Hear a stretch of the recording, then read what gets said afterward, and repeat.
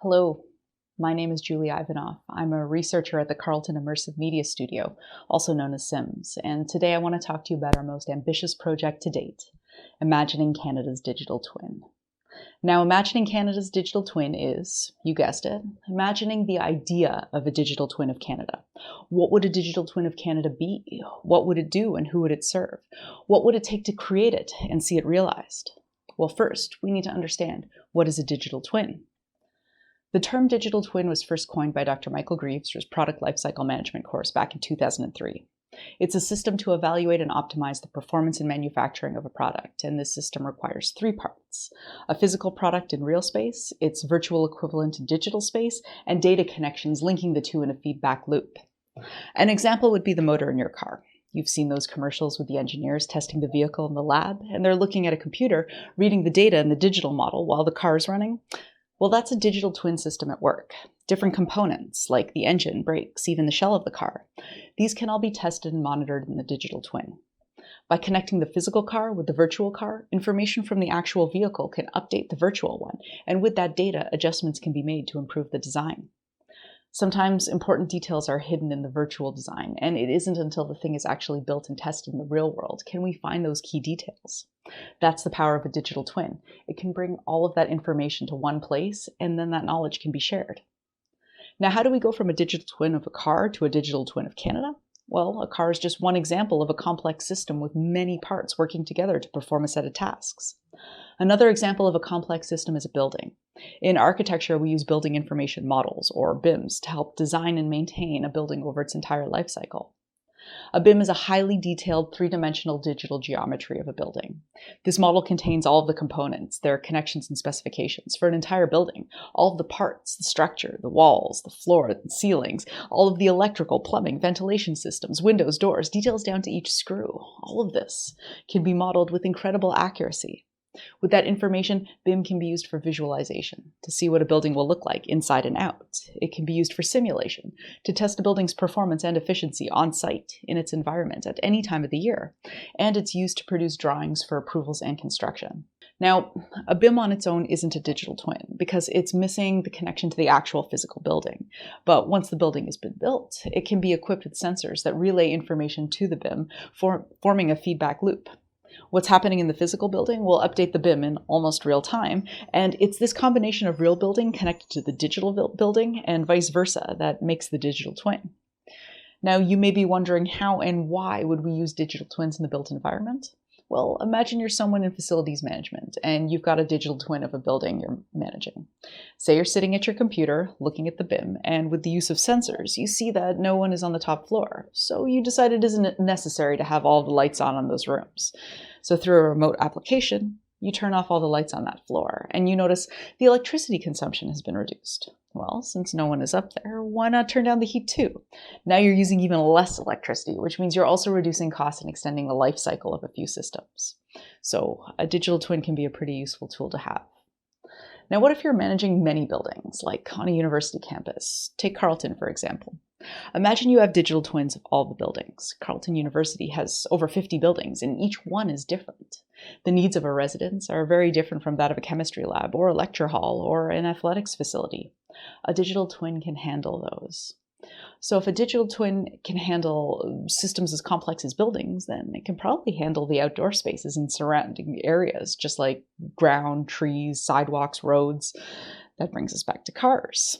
Let's throw in some cars. And in the case of Carleton University, the Rideau Canal and the tunnels. And if we're going underground, then let's include water lines, the sewage system, electricity, gas, communication networks. At this point, we've almost got a city.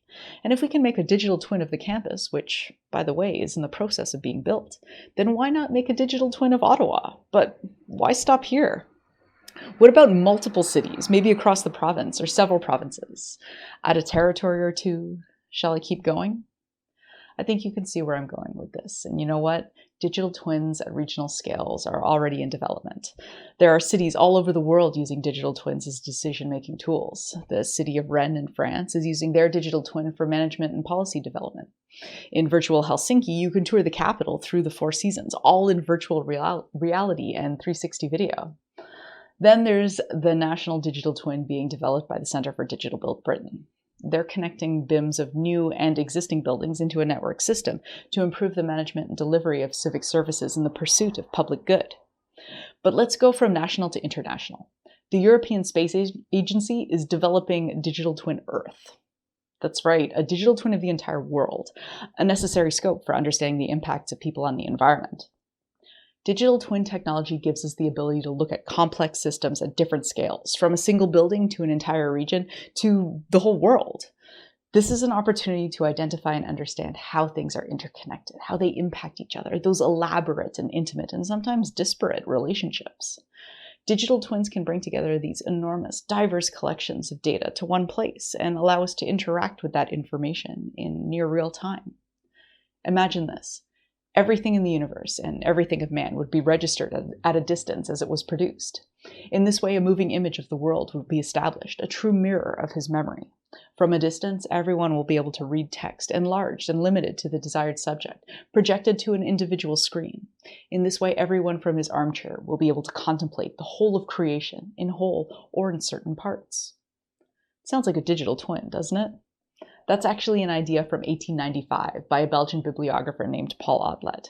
He spent the next 40 years developing a network for bringing together all of the world's knowledge into one place. It would involve the recording and cataloging of everything of man on microfilm, which would then be stored and accessed through a machine called the Mondothèque. His friend, the author H.G. Wells, imagined that the whole of human memory can be, and probably in a short time will be, made accessible to every individual. And with that, he believed that information was without purpose if it could not be shared with others to utilize. He wanted to pool the world's intelligence into a world brain, so that knowledge would not be isolated to individuals or select institutions. Living through the First World War prompted his concerns towards the future of humankind. With the approach of the Second World War, research and development in science and technology was accelerated, and countries all over the world raced to be at the forefront of innovation. He understood that a networked information system was not only something that needed development, it was inevitable. After the war, a visionary engineer and professor noticed that there was little communication between disciplines, especially in research, and thought that this was problematic. If groups collaborated, they could share their expertise and increase their ability to innovate. He proposed an idea he called the Memex. A Memex is a device in which an individual stores all his books, records, and communications, and which is mechanized so that it may be consulted with exceeding speed and flexibility. It is an enlarged, intimate supplement to his memory. This is more than just an extension of one's memory. Science has provided the swiftest communication between individuals. It has provided a record of ideas and has enabled man to manipulate and to make extracts from that record so that knowledge evolves and endures throughout the life of a race rather than that of an individual. Vannevar Bush wanted to open the opportunity for innovation to a much larger group of people, the public. As a professor at MIT, he was compelled to share knowledge and enable new ideas. He mentored many students, including Claude Shannon, whose research in information theory was pivotal to the development of the modern-day computer.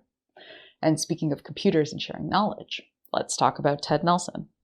Ted Nelson isn't a scientist or an engineer. His expertise is in sociology and literature, but I would say his greatest skill is in imagining. Ted Nelson believed that everything is deeply intertwined. That's a combination of intertwined and intermingled. His word, not mine. This interconnectedness was something that he imagined could be visualized using computers. So, in the early 1960s, Ted Nelson found a group of developers to create a computer program called Xanadu. Xanadu uses hypertext, a method for linking text to other information sources. Imagine reading an article on your computer, and there's a quote that you could click on that would open the book that the quote comes from. Or if it was taken from an interview, open the video of that interview, or access other media, like images. To truly demonstrate the intertwingularity of things, Xanadu used hypertext to show that limitless interconnected network of world knowledge to any one person, all through your computer. Now, if this sounds familiar, it's because it is. Not only have you heard me talk about the many people and their grand ideas for uniting the world's knowledge and making it available to everyone, but you're using the World Wide Web to listen to me right now. The World Wide Web uses Hypertext Transfer Protocol, HTTP, to connect your web browser with the TEDx server.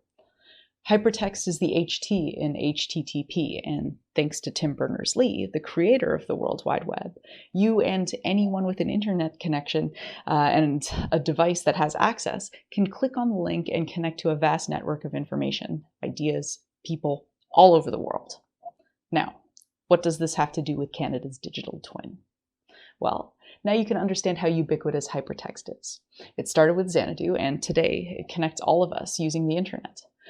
Familiar as hypertext may be, I don't think the same can be said about Xanadu. As I already mentioned, Xanadu has been in the development since the 1960s, and it's still in the development stage. It was never actually released to the public, which is why you haven't heard of it. The World Wide Web, on the other hand, was accessible to anyone with a computer and internet connection, and that started in the 90s. Look where it is now. Ted Nelson has called the World Wide Web an oversimplification of his ideas behind Xanadu. Xanadu was the dream for the perfect system. Despite the many unresolved problems that the World Wide Web contains, it's still worth celebrating. I think amazing opportunities have come from the web, and it's worth all of its problems. Take this global pandemic. We are not able to gather knowledge and share physical space, but thanks to the World Wide Web, we can connect with each other here. And that's where Canada's digital twin comes in. We are in a unique position where we have the ability to create a digital twin of Canada. So let's return to the questions I started with. What would a digital twin of Canada be? What would it do and who would it serve? And what would it take to create it and see it realized? If you remember the original definition of a digital twin, we need three things: a physical thing, its virtual equivalent, and data connections feeding information between the two. So what would a digital twin of Canada be? Well, first we need a digital version of what we know exists. Let's start with the land, with its trees, lakes, mountains, and tundra. I've already mentioned BIM and built infrastructure above and underground. Everything we can see and touch, that should be a part of it. But that's just a start. We need more than just those things to understand Canada. The original definition of a digital twin was used for products, but now I'm talking about a country. That includes people. What about cultural, historic, and other intangible information? What other information should be mentioned? I mean, I don't know what that could be, but you might know. You might have ideas that you think absolutely need to be a part of Canada's digital twin, and that's why it's important to develop this project with other people. There are a lot of things beyond my scope of knowledge that should be a part of this system, which is why we need to co-create this digital twin together. Next question. What would a digital twin of Canada do, and who would it serve? Would it function like its original inception in product lifecycle management? Would it be a decision-making tool to help us more effectively manage our resources and services? Imagine all of the data that could be combined in the digital twin and what that could reveal. Maybe we would be able to recognize patterns, like how building a new development in a forested area could affect the ability of the ground to hold water, and that could lead to flooding in the spring, something we've seen multiple times in the past decade here in Ottawa, in the National Capital Region. Or what about urban heat island effects on urban and rural regions, or the rising temperatures melting permafrost in our northern areas? Even though that's a part of Canada very far away from Ottawa, we have the responsibility to take action towards these changes. A digital twin can help us better understand what is happening in areas far from our view. Geographically, Canada is an enormous country, and being able to recognize the issues that affect places outside of our cities is extremely important. The majority of the country is sparsely populated, and this is just too large of an area to ignore.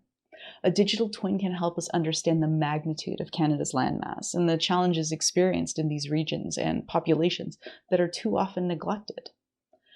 Earlier, I was talking about the World Wide Web and the internet. Did you know that only 37% of rural homes and only 24% of Indigenous communities have sufficient internet access? When it comes to participating in that enormous network of knowledge, not everyone can. Especially now, in this pandemic, connection through computers may be the only connection people have with other people. Right now, the internet is more important than ever, and everyone should have the opportunity to be a part of this community. Speaking of connection and the great distances between us, what if Canada's digital twin could be a place to gather virtually? What if we could inhabit the digital twin, like in a video game, and visit places we cannot go to physically? Imagine putting on a VR headset and together we can go for a walk in the Gatineau Park, or I could show you what we're working on in the Sibs Lab at Carleton, or we could meet each other in parts of the country we've never been to and may not have the opportunity to visit. Which brings me to the question of service. Who does the digital twin serve? Ideally, it serves us. To accurately represent Canada, it needs to be inclusive, which means we need to design and build it together. Which brings me to the last question. What would it take to create Canada's digital twin, and what would it take to see it realized? Well, the answer is you. What we are developing is a national, inclusive, and multidisciplinary research consortium to begin developing the technical, cultural, and ethical framework for building Canada's digital twin. Canada is not one person or one organization. This is going to take a group effort, and it's going to be a challenge. Like the World Wide Web and with this global pandemic, there will be obstacles in creating a digital twin of Canada. And when these challenges inevitably arise, we will need to navigate them together. How else can we develop something so ambitious? As individuals, we each have incredible ideas and abilities. Imagining Canada's digital twin is something that hasn't been done before, and I think it's something exciting that needs to be explored, but it can't be explored alone. I hope you'll join me in this endeavor, and together, let's imagine Canada's digital twin. Thank you.